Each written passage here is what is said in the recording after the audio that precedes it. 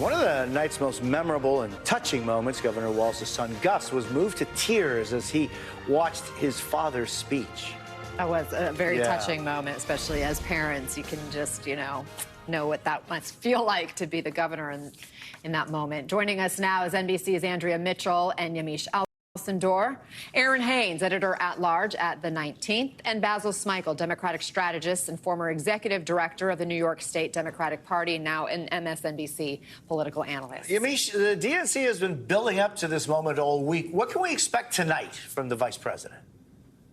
This is really the biggest speech of Vice President Harris's career, and I'm told by multiple sources familiar with her speech preparation that she's been meticulously preparing for this moment. She's been going over every comma, every word, is what one source told me, and she has three big goals, and I want to walk folks through. We can put up a graphic for folks. She wants to share her story and her record, and that really means including her background, her professional background as a prosecutor, the cases that she took on, but also her personal background, growing up in a working-class family, a middle-class family, talking a lot, I'm told, about her mother and the values that she taught her about being maybe the first, but definitely not the last, and wanting to really help others. She's also going to provide an optimistic vision to contrast with former President Donald Trump's agenda. And the campaign is saying that she's really going to both attack former President Trump for wanting to bring this country back. Those were those chants. We don't go back. We don't want to go back.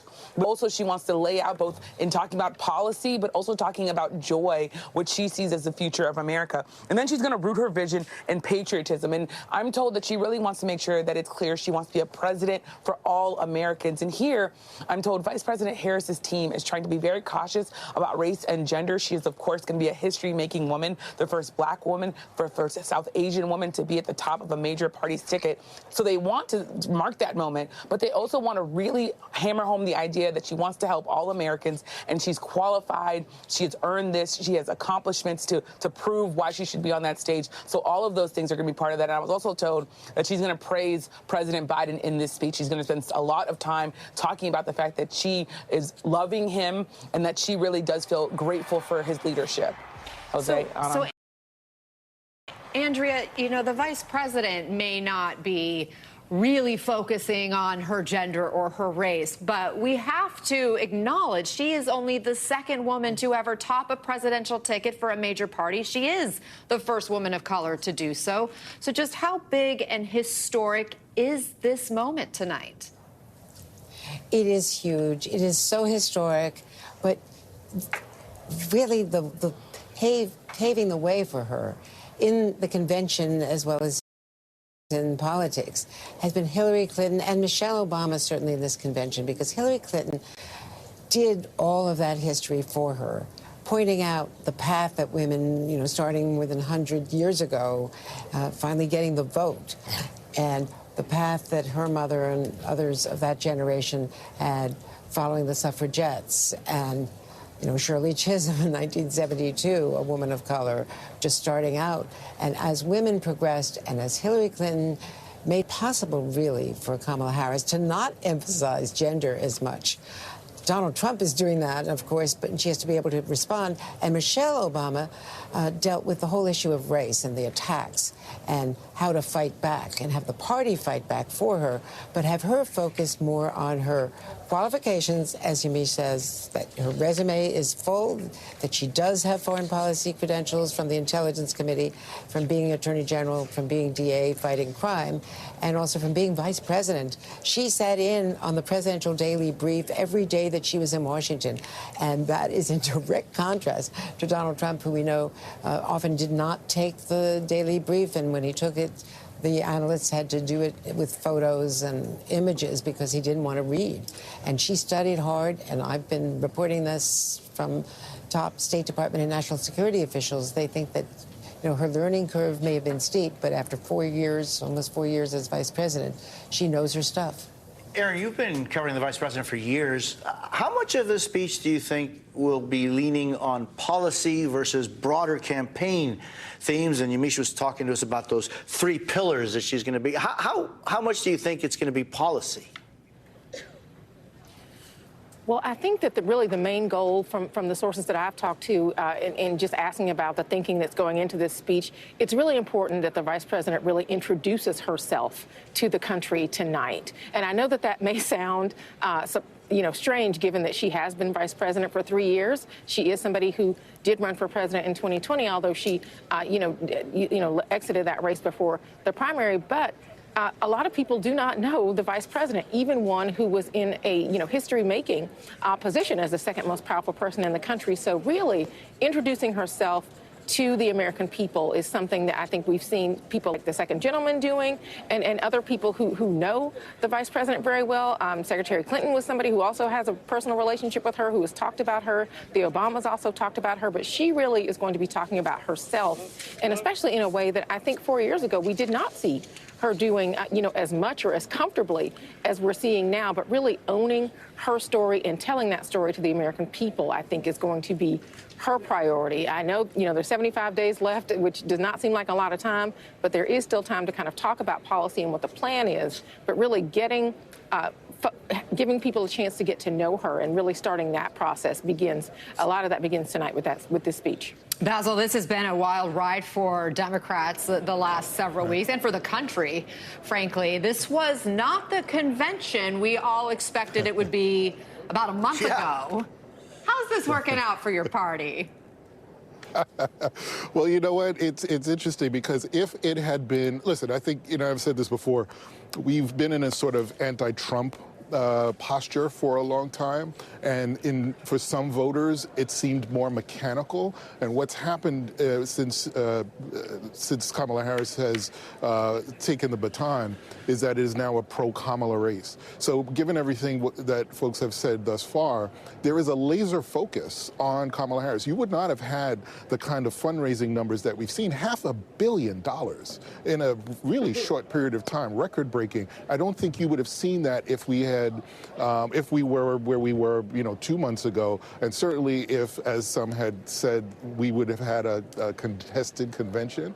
If we had had that, we wouldn't have that kind of laser focus that I think Democrats have right now, and that's critically important. As she takes the stage tonight, she needs to prosecute the case against Donald Trump. And if you remember, one of her first speeches after Joe Biden stepped down was that not only is she willing and able to prosecute the case against Donald Trump, she knows the type, and that that signals, I think, to everybody that she is really going to lean into her background and to be able to talk about Donald Trump in a way that is unabashed, unafraid, and you've heard a lot of that already in a lot of the speeches that we've heard already. So I think having the kind of convention that we've had allows everybody to stay laser focused on the final goal here.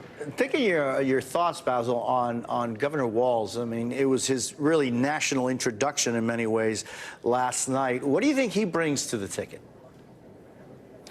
It's interesting because I love him both as a teacher and a coach. A teacher in the sense that he can take very difficult concepts, distill them, and make them relatable to the average voter, which is, owing to my mother, who taught for 30 years. I love that she did that with me and her students, and I'm sure that Tim Walz did that with his students.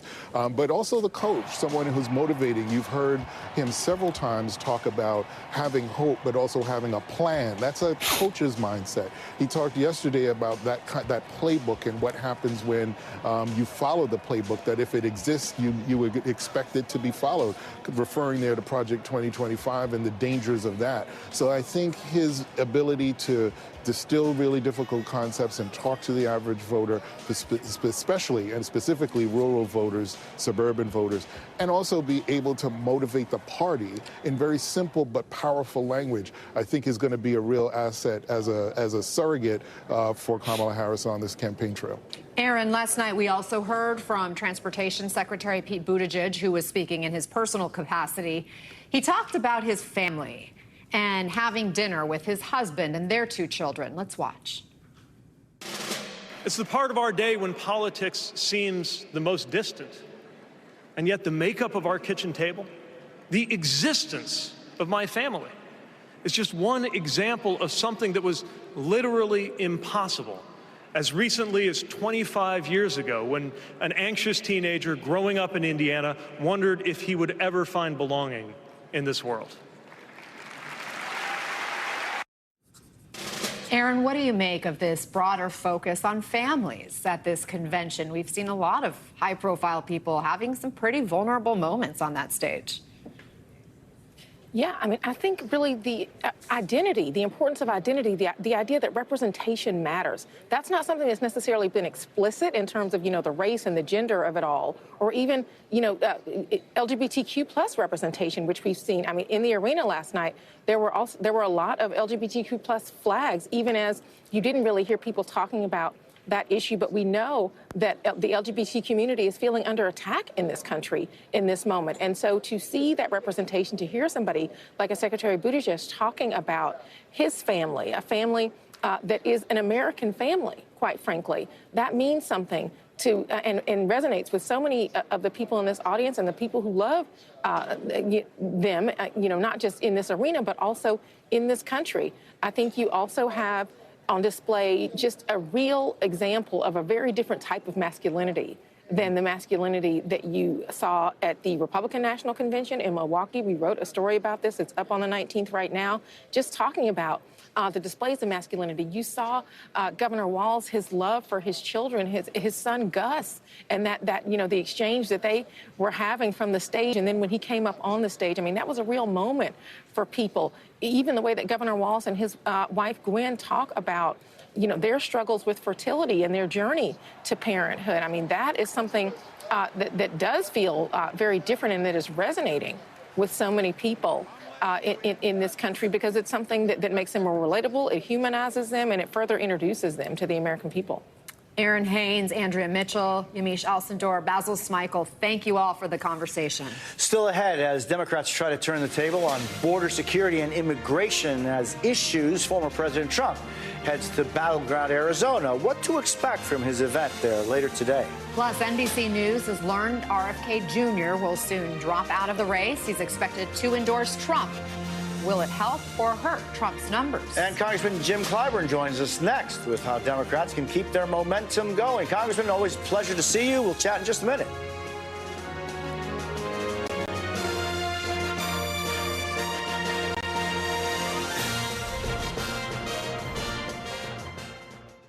Mom, Dad, the new school year is a chance to show off what I'm into.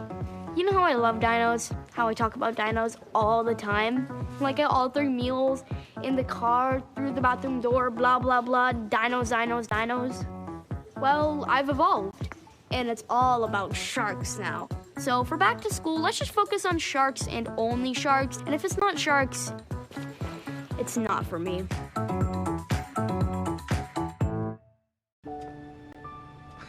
Grandpa and I used to work on this together, and when I'm gone, I want you to have it. Doesn't count.